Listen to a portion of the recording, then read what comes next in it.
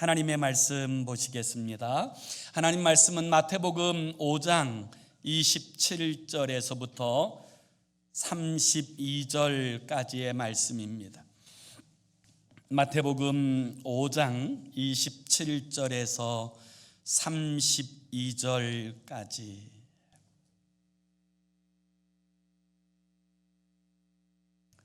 우리 다 찾으셔서 27절에서 32절까지 함께 읽습니다. 시작. 또 간음하지 말라 하였다는 것을 너희가 들었으나 나는 너희에게 이르노니 음욕을 품고 여자를 보는 자마다 마음에 이미 간음하였느니라. 만일 내 오른 눈이 너로 실족하게 하거든 빼어내 버리라.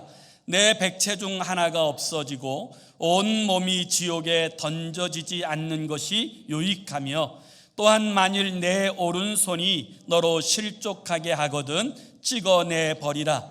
내 백체 중 하나가 없어지고 온 몸이 지옥에 던져지지 않는 것이 유익하니라. 또 일렀으되 누구든지 아내를 버리려거든 이혼 증서를 줄 것이라 하였으나 나는 너희에게 이르노니 누구든지 음행한 이유 없이 아내를 버리면 이는 그로 간음하게 함이요, 또 누구든지 버림받은 여자에게 장가드는 자도 간음함이니라. 아멘. 우리는 지난 주일에 살인하지 말라라고 말씀하신 10계명의 제 6번째 계명의 참뜻이 무엇인지에 대하여 주님께서 해석해 주신 그런 말씀을 함께 묵상했습니다. 오늘은 10계명 중에 제 7번째 계명인 간음하지 말라라고 말씀하신 이 말씀에 대하여 주님께서 해석해 주시는 이 계명에 대한 해석을 함께 묵상하려고 합니다. 주님께서는 이 말씀을 하실 때 바로 본론으로 들어가서 말씀하시기 전에 먼저 이제 한 가지를 전제하고 그 당시에 사람들이 알고 있는 이 사실을 이야기한 후에 주님의 뜻을 말씀하십니다. 이것을 다른 편으로 이야기하면 대조법이라고 이야기합니다. 이 대조법을 사용하시는 이유는 옛 계명, 사람들이 보편적으로 알고 있는 이 계명과 주님께서 말씀하시는 이 계명에 대한 이 해석을 대비함으로 말미암아 보다 더 주님께서 말씀하시고자 하시는 그 의도와 뜻을 밝히려고 하는데 그 의미가 있다, 이렇게 이야기할 수 있을 것입니다. 오늘 27절은 그래서 오늘 이렇게 시작합니다. 또 간음하지 말라 하였다는 것을 너희가 들었으나, 이렇게 이야기합니다.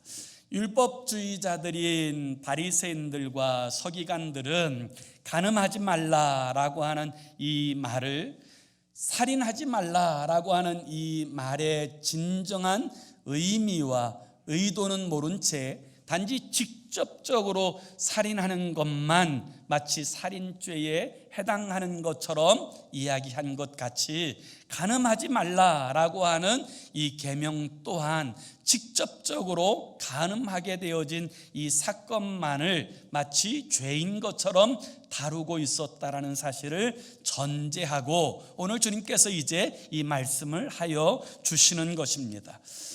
그들은 이 정말 우리 마음의 본질, 마음의 중심에 관해서는 별로 관심이 없고 이제 행위적인 측면에서, 행동적인 측면에서 간음을 했냐 안 했냐 이것에 의해서 죄의 유무를 결정하고 정지하는 잣대로 사용하였던 것을 보게 되어집니다.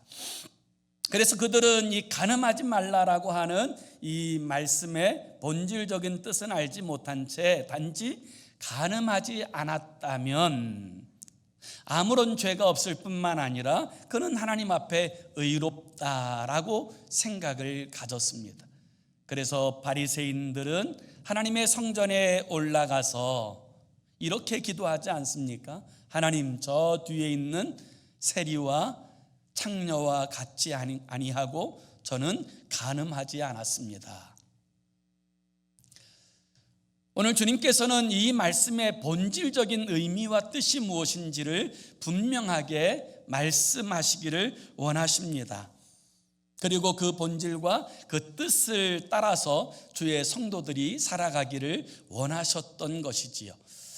옛날 이 바리새인들과 서기관 그리고 이스라엘 사람들은 이 간음하지 말라고 하는 제7계명에 순종한다고 하면서 이 간음하지 말라고 하는 이 부분들을 그러면 계명은 지키되 내가 원하고 추구하는 이 음욕은 어떻게 채울 수 있을 것인가에 대한 이 고민 가운데 그들이 가장 많이 행했던 일이 바로 이혼이라는 일이었습니다. 이혼이라고 하는 그 일은 그 당시에 너무나도 흔하고 쉬운 일이었습니다.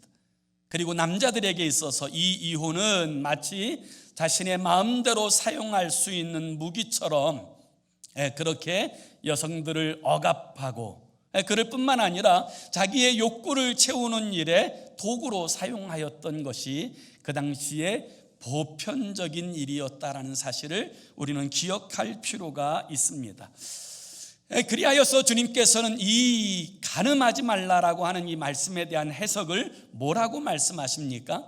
우리 한번 다 같이 28절의 말씀을 우리 한번 같이 읽겠습니다. 28절 시작. 만일 나는 너희에게 이르노니 음욕을 품고 여자를 보는 자마다 마음에 이미 간음하였느니라. 아멘. 우리 주님의 해석은 단지 육체적으로 간음하였다라고 하는 이것에 국한하지 않고 먼저 중심적인 면에서 마음으로 음욕을 품고 여인을 대한다면 혹은 마음으로 음욕을 품고 남자를 대한다면 이미 간음하였다라고 말씀하고 있습니다. 물론 여기 등장하는 간음이라고 하는 이 단어는 이 어떤 사람들에게 사용되느냐면 결혼하여서 남편이 있고 아내가 있는 여성들을 대상으로 표현하고 있는 단어예요. 그러니까 가정이 있는 그 사람에 대하여서 음욕을 품고 대하는 모든 것이 간음이다 이렇게 말씀하고 있어요. 그래서 28절에 등장하는 이 음욕을 품고 여자를 대하는 자라고 표현할 때 이 여자라고 하는 이 단어가 젊은 여성을 표현하는 단어가 아니라 좀 나이가 있고 좀 가정이 있는 성숙한 여인을 표현하는 단어인 귀나이라고 하는 단어가 사용되고 있어요. 이 귀나이라고 하는 이 단어 우리가 어디서 들어본 적이 있죠? 예수님께서 십자가 위에서 마리아를 향해서 귀나이 여자여 이렇게 표현하실 때 사용하는 단어인데 이 단어는 보편적으로 이제 가정이 있는 혹은 이제 성숙한 이런 여성들을 대할 때 귀나이라는 단어를 사용합니다. 그러니까 주님께서 지금 말씀하시는 간음하지 말라라고 하는 이 말씀은 이 결혼한 혹은 이제 결혼하여서 가정을 가지고 있는 남자나 여자에 대해서 딴 마음을 품고 바라보는 것 자체가 간음이다. 이렇게 주님께서 해석하여 주신 것입니다. 여러분 여기서 우리가 분명히 기억해야 될 것은 이 7계명을 주신 주님의 가장 본질적인 의미는 무엇이냐면 가정의 행복과 안위를 지켜주시기 위한 주님의 뜻이라는 사실을 우리가 기억하면서 이 본문의 말씀을 대할 필요가 있다는 거예요. 그러니까 이 말씀을 이렇게 이해하면 안 됩니다. 이제부터는 여자를 쳐다보지도 말아야 되겠구나. 여자를 돌같이 보자 이렇게 생각하는 의미가 아니에요. 여기서 말씀하시고자 하시는 그 의미는 이 젊은 청춘 남녀들이 서로에 대해서 사랑의 감정을 가지고 바라보는 것 이것을 제한하거나 혹은 부부간에 서로 사랑의 감정을 가지고 바라보는 것 이것을 제한하는 말씀이 절대로 아니라는 거예요. 가정을 훼손하고 파괴할 수 있는 동기가 되어지는 음욕을 가지고 다른 남자, 다른 여자를 바라보는 것이 간음의 본질이다. 이렇게 주님께서 이 말씀하여 주시는 거예요.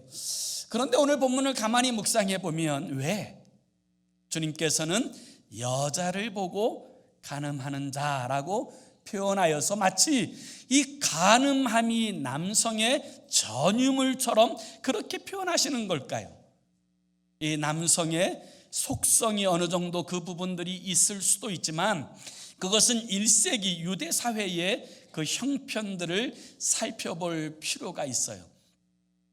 1세기 유대 사회에서는 이 남성 중심의 사회였어요. 사실 이 남성 중심의 사회가 1세기 유대 사회만 아니라 여러분 100년 전까지만 해도 그와 같은 지독한 차별이 이어져 왔다라는 사실을 우리는 다 기억하고 있습니다. 미국이라는 나라도 1920년에 겨우 여성의 참정권이 주어질 만큼 이 남성과 여성에 대한 이 차별은 모든 세대 가운데서 진행되어져 왔던 것을 우리는 기억할 필요가 있지요. 그런데 1세기 유대 사회의 그 배경 가운데서 이 남자들은 이 여자들이 범한 죄보다 훨씬 죄에 대한 관대함을 가지고 있었어요. 그래서 남자가 만약에 간음하게 되면 그것은 용서되어질 수 있는데 만약 여자가 간음하게 되어지면 그건 절대로 용서되어질 수 없는 그런 사회 가운데 있었어요. 그래서 우리는 성경에 간음하다 잡힌 여인의 이야기를 들으면서 무슨 생각을 합니까? 이 간음하던 남자는 도대체 어디 있을까? 이와 마찬가지로 그 당시의 사회적 분위기가 이 여성에 대하여 극도로 그들을 굉장히 고통스럽게 하였던 그와 같은 상황이었기 때문에 하나님 주님께서는 이제 남성들을 대상으로 표현하였지만 오늘 이 시대에 있어서 남성만 아니라 여성 모두에게 우리에게 들려주시는 주님의 음성으로 이 말씀을 받아야 되는 줄로 믿습니다. 자, 그러므로 오늘 본문을 대할 때 비학적으로 여러분 여자를 돌같이 대하라 이런 표현으로 생각하지 말고요. 이제부터는 이 여자 볼 때 아주 눈을 질끔 감고 이제 보지 말아야 된다. 여러분 이렇게 생각하면 안 됩니다. 모슬렘 사회에서는 그와 같은 일들을 방지하기 위해서 여자들에게 부르카를 씌우고 전신을 덮어서 이와 같이 남성으로 하여금 유혹을 받지 못하게 하는데 초점을 맞추고 있는데 그와 같은 것도 결코 바르고 잘된 모습이라고 이야기할 수 없지요. 그것은 여성의 인권을 완전히 무너뜨리는 것이라고 이야기할 수 있습니다. 그런데 여러분 실제로 이 주님께서 이 간음하지 말라라고 이 말씀하실 때 주님께서 정말 들려주시고자 하시는 그 이야기 중에 하나는 이혼에 관한 이야기예요. 왜 이 간음에 관한 이야기가 등장할 때 이혼에 관한 이야기가 함께 연결되어져 있습니까? 그 이유는 그 당시에 이혼의 사유가 전적으로 대부분 남성에게 있었기 때문에 그래요. 이 여성은 이혼할 꿈도 꾸지 못합니다. 다시 말하면 그 당시에 여성은 이혼을 제기할 수 없었어요. 그런데 반대로 남성은 얼마든지 이혼을 제기할 수 있었어요. 그래서 그 당시의 문헌을 보면 이 남성들이 이혼을 얼마나 쉽게 하였느냐면 이 여성이 만약에 아이를 못 낳거나 아니면 이 여성이 자신에게 성적인 만족을 주지 못하거나 혹은 이 여성이 이 자신에게 조금이라도 모욕되어지는 표현을 하였다면 이혼할 수 있었습니다. 심지어는 그 음식을 태우거나 혹은 소금을 많이 넣어서 짠 음식을 주었다면 그것 또한 이혼의 사유가 될 수 있었어요. 그래서 그 당시에 남성들은 이렇게 쉽게 이혼을 하고 나서 자신이 원하는 여성과 잠자리를 가지는 그런 일들이 비일비재하게 되었던 것입니다. 그래서 그들은 제7계명으로 간음하지 말라라고 하는 이 계명은 자신들이 지켰다라고 생각하면서 스스로를 의롭게 여기고 한편으로는 다른 여자들을 보면서 그리고 자신의 그 아내를 버리고 그 다른 여자들을 취할 목적으로 이혼이라고 하는 이 제도를 사용하고 있었던 것을 볼 수가 있습니다. 주님께서는 이와 같은 일들이 결코 하나님의 백성에게 합당하지 않다라는 사실을 말씀하시는 것입니다. 얼마만큼 이혼이 쉬웠는지에 대하여 마태복음 19장에 보면 재밌는 이야기 하나가 등장하는데요. 바리새인들이 예수님을 시험하려고 와서 제일 먼저 묻는 질문 중에 하나가 이혼에 관한 질문이었습니다. 그때 주님께서는 이 바리새인들에게 단호하게 이렇게 말씀하세요. 마태복음 19장 9절에 내가 너희에게 말하노니 누구든지 음행한 이유 외에 아내를 버리고 장가드는 자는 간음함이니라. 오늘 마태복음 5장에 말씀하신 것처럼 누구든지 음행한 이유 외에 아내를 버리는 자는 간음함이다. 이건 제7계명을 버린 것이다. 그렇게 말씀하세요. 그러자 놀랍게도 그 옆에 있던 예수님의 제자들이 화들짝 놀랍니다. 그리고 나서 뭐라고 이야기하냐면 10절에 이렇게 이야기를 해요. 제자들이 이르되 만일 사람이 아내에게 이같이 할진대 장가들지 않는 것이 좋겠나이다. 그러니까 이 예수님의 제자들조차도 이 아내 버리는 게 이렇게 힘들면 차라리 장가들지 않는 것이 좋겠다. 그렇게 이야기할 만큼 이혼이라고 하는 표현이 그 당시에 너무나도 흔하게 이 남성들이 함부로 사용하는 전유물처럼 활동하였던 것을 보게 되어집니다. 그래서 주님께서는 이제 이 사실을 정확하게 금하게 하시는 말씀이 오늘 본문인데요. 그 당시에 이 사람들이 랍비에게 찾아가서 이런저런 이야기를 한 후에 이혼 3번 소리 지르고 나서 이혼 증서를 쓰면 누구나 다 이혼할 수 있었어요. 그리고 이혼하는 즉시로 다른 여자를 얼마든지 얻을 수 있었어요. 그러니까 이와 같은 일들이 반복되고 활용되다 보니까 어떤 이제 일들이 벌어집니까? 31절에 보면 왜 모세는 이혼 증서를 써주라고 이야기했는가? 이 부분을 우리가 살펴볼 필요가 있어요.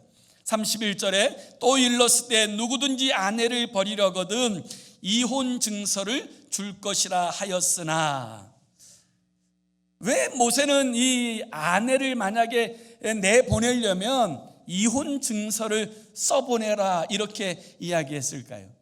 그 이유는 그 당시에 이혼 증서도 써보내지 않는 못된 남자들이 많이 있었기 때문에 그래요.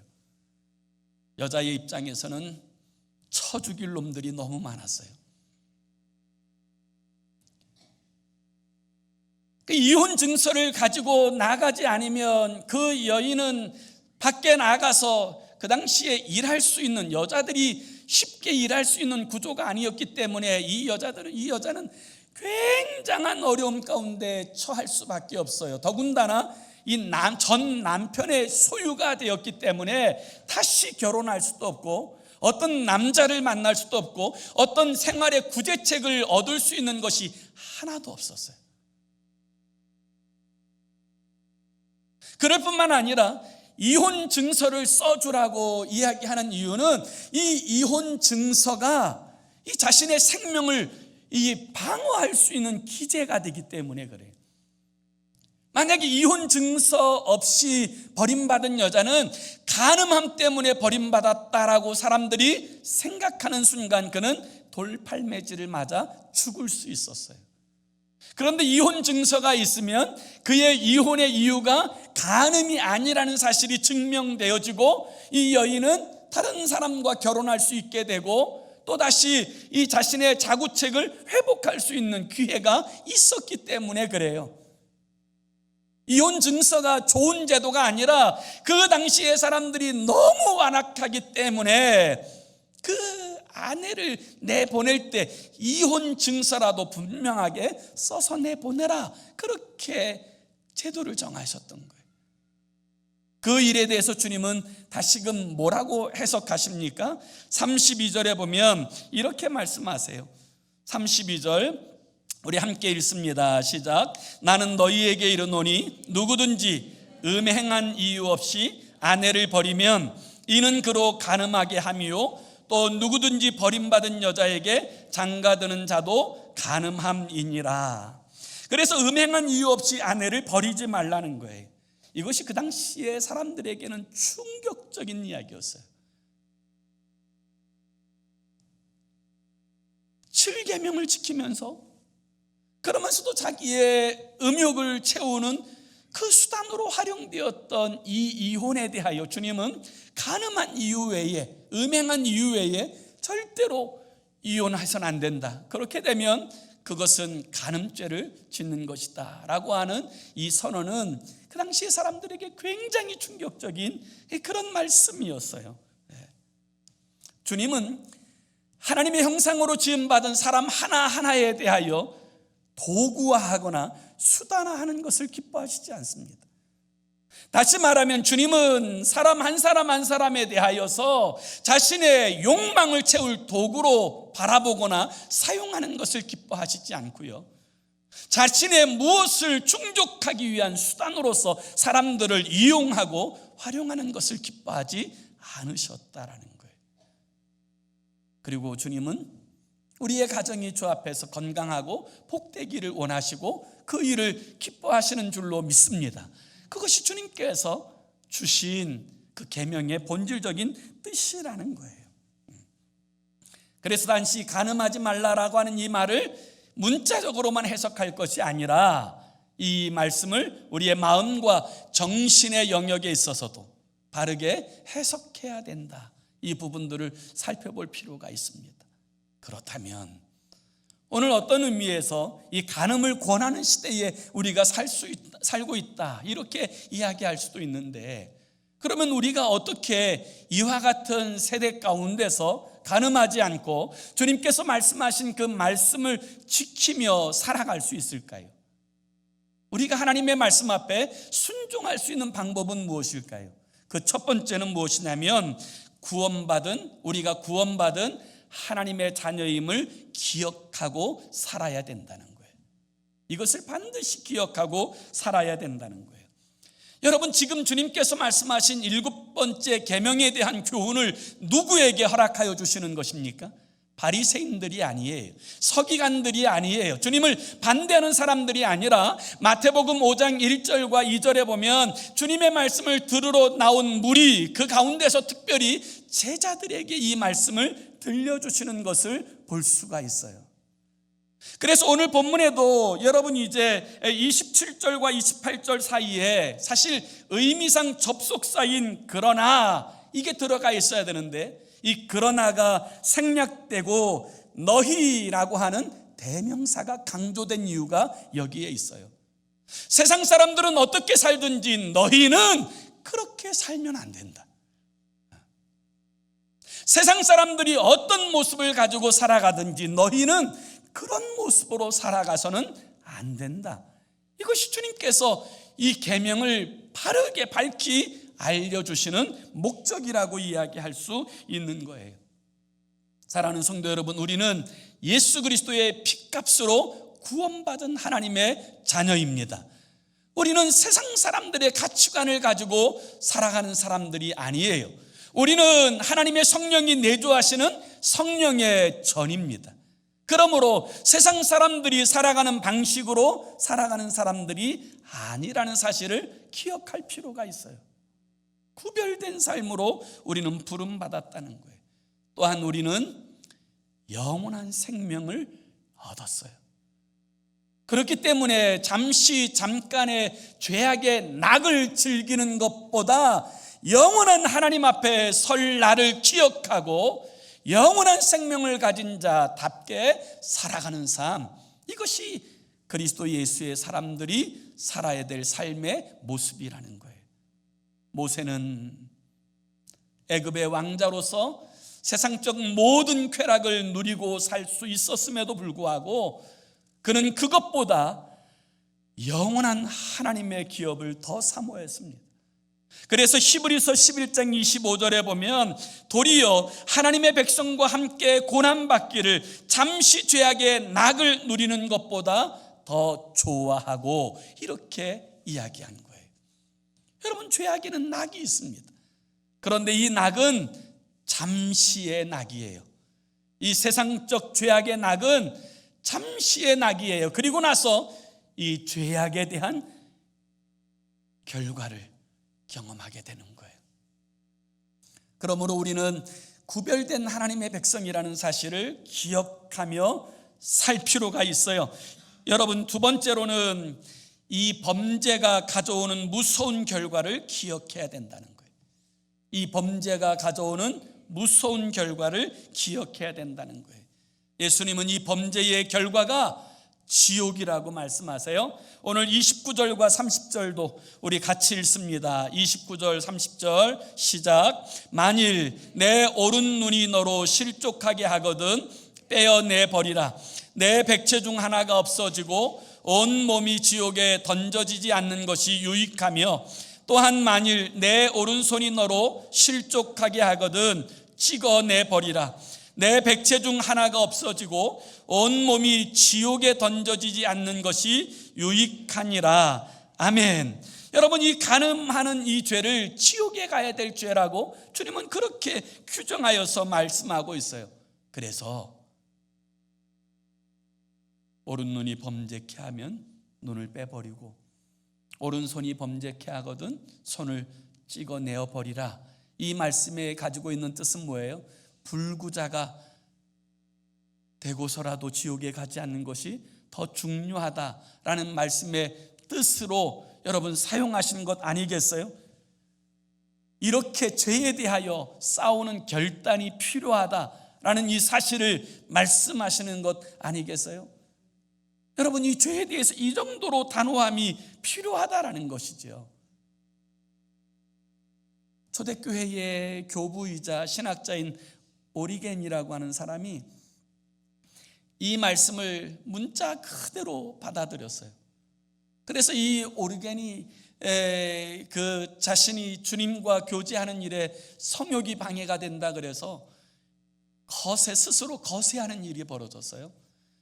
그런 일이 벌어졌을 때 그것이 사회적인 굉장한 문제가 되어지고 나자 기원 후 325년 니케아 총회, 하나님의 이제 사람들, 지도자들이 다 모인 니케아 총회에서 이 말씀을 문자 그대로 해석하지 말고 이 말씀이 가진 그 뜻을 이해하고 받아들이라고 하는 이제 결의가 되었던 이 역사적 사건이 있어요. 그렇기 때문에 여러분들도 혹시 죄를 지었다고 해서 손을 그렇게 하시면 안 됩니다. 그렇지만 여러분, 이 정도로 죄에 대해서 단호해야 된다라는 사실을 주님께서 말씀하고 있는 거예요. 우리아의 아내 밧세바를 범하였던 이 다윗이 경험하였던 지옥 같은 일들을 우리가 기억하고 있다면, 우리는 이와 같은 일을 범하지 않도록 우리 주님 앞에서 우리의 삶을 구별하여 지키는 것이 무엇보다도 중요한 줄로 믿습니다. 히브리서 13장 4절에 보면 이렇게 말씀하세요. 모든 사람은 결혼을 귀히 여기고 침소를 더럽히지 않게 하라. 음행하는 자들과 간음하는 자들을 하나님이 심판하시리라. 이와 같이 말씀하세요. 그래서 우리가 가져야 될 세 번째 자세는 무엇이냐면 건강한 가정생활을 하라는 거예요. 예수님께서 본문에서 정말 말씀하시고자 하시는 의도는 무엇이냐면 우리의 가정이 행복하기를 원하신다는 거예요.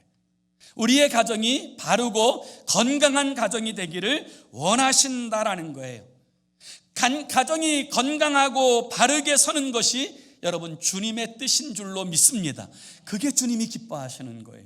남편과 아내가 서로 사랑하고, 여러분 이제 자녀가 부모님을 존경하고 부모님이 자녀들을 아끼고 사랑하는 것, 이것이 주님의 뜻이에요. 그래서 여러분 데살로니가전서 4장 3절에서 5절에 보면 이 부분을 이렇게 설명하세요. 하나님의 뜻은 이것이니 너희의 거룩함이라. 곧 음란을 버리고 각각 거룩함과 존귀함으로 자기의 아내를 대할 줄 알고 하나님을 모르는 이방인과 같이 세욕을 따르지 말고 이와 같이 말씀하세요. 하나님의 사람들은 거룩해야 합니다. 어디서요? 가정에서도 거룩해야 합니다. 그런데 이 가정에서의 거룩은 다른 거룩이 아니에요. 남편이 아내를 사랑하는 것이 거룩이에요. 아내가 남편만을 사랑하는 것, 이게 거룩이에요. 자녀가 부모를 존경하는 것, 이게 거룩이고요. 아버지가 부모가 자녀를 사랑하는 것, 이게 거룩이에요.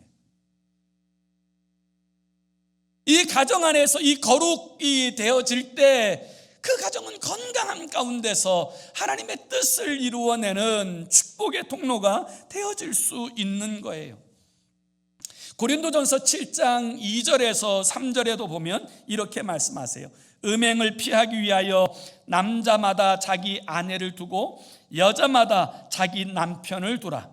남편은 그 아내에 대한 의무를 다하고 아내도 그 남편에게 그렇게 할지라.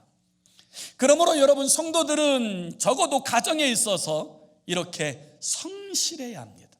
누구보다도 가정을 사랑하고 가정을 소중하게 여기고 그 가정의 울타리를 벗어나지 않고 그 가정 안에서 이 충분한 이 서로의 배려와 위로와 사랑 가운데 있는 가정, 그것이 하나님께서 기뻐하시는 거룩한 가정이에요.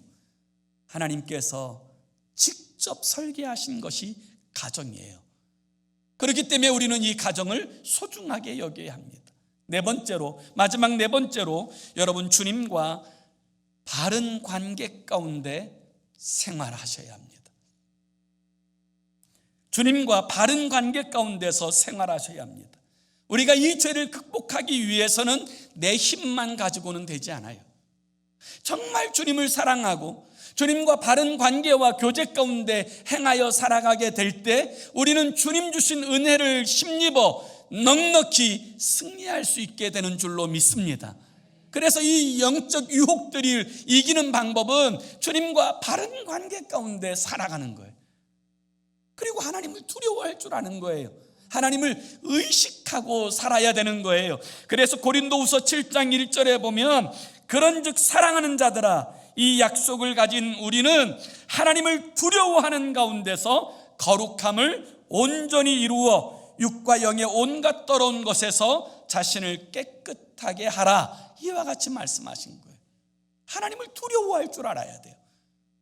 그렇게 두려워할 줄 아는 가운데서 이 자신을 깨끗하게 구별하는 것, 이것이 하나님의 사람들의 모습이에요. 요셉은 혈기왕성할 때 보디발의 아내가 그를 날마다 유혹합니다. 한 번은 뿌리칠 수 있는데 날마다 유혹을 해요. 그때 여러분, 요셉이 뭐라고 말합니까? 이 요셉에게 있어서는 이 관계가 하나님의 관계보다 중요하지 않아요. 하나님의 관계가 제일 중요해요. 그래서 요셉은 그 여인을 향해서 이와 같이 말해요. 내가 하나님 앞에서 이 큰 죄악을 득죄하리까. 하나님과의 관계를 소중히 여기는 것, 이것이 우리가 유혹을 이기고 승리할 수 있는 비결이 되어지는 줄로 믿습니다. 하나님과 관계를 바르게 하세요. 하나님을 두려워할 줄 아셔야 합니다. 그것이 중요해요. 훗날 성자라고 불렸던 어거스틴이 한우는 길을 가는데 그 젊었을 때 방탕하였을 때 만났던 그 여자의 얼굴이 보이는 거예요. 어거스틴은 모르는 척하고 돌아서 지나가려고 하는데 이 여자가 막 달려와서는 이 어거스틴의 팔을 붙잡고는 이렇게 이야기하는 거예요. 나야 나. 우리가 함께 재밌게 지냈잖아. 나야 나. 왜 모르는 척하고 가려고 그래? 나야. 그때 어거스틴이 이렇게 이야기해요. 너는 너이지만 나는 옛날의 내가 아니야. 나는 예수 그리스도로 거듭난 어거스틴이란 말이야. 그리고 나서 그는 다른 길로 나아갔다고 합니다. 오늘 우리들의 삶의 자리에서 여러분, 옛날의 나가 아니라 거듭난 그리스도인으로서의 나로서 살아야 돼요. 이것이 세상의 유혹을 이기고 승리할 수 있는 비결이 되어지는 줄로 믿습니다. 이 악한 세대 가운데서도 우리가 구별되게 살아갈 수 있기 위해서 여러분, 우리의 정체성을 분명히 할 필요가 있어요. 우리의 존재성을 바로 이해할 필요가 있어요. 그럼에도 불구하고 혹시 우리 가운데 우리가 그러면 이미 죄를 범하였다면, 우리가 지금 그런 상황에 있다면 어떻게 해야 합니까? 라고 물으시는 분들이 있을지 모르겠어요. 여러분, 그 죄에서 떠나셔야 합니다. 그리고 회개하셔야 됩니다. 요한복음 8장에 보면 주님은 가늠하다가 현장에 잡힌 이 여인에 대해서 사람들이 돌팔매질 하려고, 그리고 이 죽이려고 하는 그 정죄에서 이 여인을 구원한 다음에 주님이 이렇게 말씀하세요. 나도 너를 정죄하지 아니하노니 가서 다시는 죄를 범하지 말라. 여러분, 어쩌면 우리 모두는 여러분 이 7번째 계명에 범죄자로 여러분 서 있을지도 모르겠어요. 그렇다면 나는 단지 간음하지 않았다고 하는 것에 만족하여 의인의식을 갖고 살 것이 아니라 우리의 마음과 중심을 살피시는 하나님 앞에서 정말 우리의 삶을 바로 세우고 거듭난 그리스도인으로서의 영광스러움을 회복하고 살아가는 저와 여러분이 될 수 있기를 원합니다. 혹시 아직도 그와 같은 마음과 생각에 사로잡혀 있다면 주님께서는 누구든지 그리스도 안에 있으면 새로운 피조물이라 하셨습니다. 우리가 만일 우리 죄를 자백하면 저는 미쁘시고 의로우사 우리 죄를 사하시며 모든 불의에서 우리를 깨끗게 하시는 주님 앞에 우리의 죄를 회개하고 돌이켜 죄 사함을 받으십시오. 그리고 다시는 그 길에 들어서지 않도록 힘쓰고 주님과의 관계와 교제에 더욱 힘쓰는 저와 여러분이 되어질 수 있기를 원합니다. 로마서 8장에 보면 여러분, 우리는 더 이상 여러분 회개하고 돌아섰다면 과거의 죄책에 매여 살도록 부름받은 존재가 아니에요. 그리스도 예수 안에 있는 자에게는 결코 정죄함이 없나니 말씀하셨습니다. 정죄의식에 빠지지 말고 이제는 거듭난 자의 의식을 가지고 이제는 세상 가운데 빛과 소금으로서 하나님의 영광을 나타내는 저와 여러분의 삶이 되기를 예수의 이름으로 축원합니다. 기도합시다. 우리 함께 같이 기도하기 원해요. 새로운 존재로 세우신 하나님 앞에 거룩하고 복된 하나님의 사람으로 서게 해달라고. 주님, 우리를 거룩한 주의 자녀로 부르셨사오니 거룩함과 정결함으로 주님을 닮아가는 주의 자녀가 되게 해달라고. 혹시 우리 가운데 아직도 매여있는 자들이 있다면 회개하고 돌이키고 정말 주님 앞에 거룩함으로 온전케 되어지는 그 은혜를 힘입는 역사가 있게 해달라고. 그리고 우리의 삶이 무엇보다도 이 세상 가운데 이제는 빛과 소금으로서 우리 주님의 영광을 나타내는 주의 사람으로 살게 해달라고 우리 함께 합심으로 기도하겠습니다. 살아계신 하나님 아버지, 주님의 은혜와 사랑을 진심으로 감사합니다. 아버지 하나님, 육체적 간음만 아니라 아버지 영적 간음에 매여 있는 사람들도 있습니까? 아버지 하나님, 주께서 오늘 주신 주의 말씀을 통하여 우리의 마음 관리를 잘하게 해주시고 우리 주님께서 거룩하심 같이 우리도 거룩하게 하여 주옵소서. 우리 주님의 온전하심 같이 우리도 온전하게 하여 주옵소서. 우리가 주님 닮아가게 하여 주시고 아버지, 이제는 이 죄악된 것에서 끊고 아버지 거룩하게 구별되어 사랑하는 주님을 영화롭게 하는 주의 사람들로 우리의 삶이 정립되게 하여 주시고 아버지 주님 앞에 바로 세워지는 역사가 있도록 우리 하나님께서 은혜와 복을 허락하여 주시옵소서. 아버지 하나님, 이 악한 세대는 계속적으로 아버지 하나님 음행을 권하는 시대입니다. 이와 같은 때에 아버지 구별할 줄 아는 법을 배우게 하여 주시고 우리의 마음을 지키는 법을 배우게 하여 주시고 아버지, 우리의 삶이 세상 가운데 선한 영향력을 나타내는 주의 사람들로 행하여 살아갈 수 있도록 인도하여 주셔서 아버지의 각 사람에게 성령으로 말씀으로 충만하여 주시고 성령의 이끌림 받아주는 주의 사람으로 행하여 살게 하여 주시옵소서. 우리 주님만 영광 받아 주시옵소서.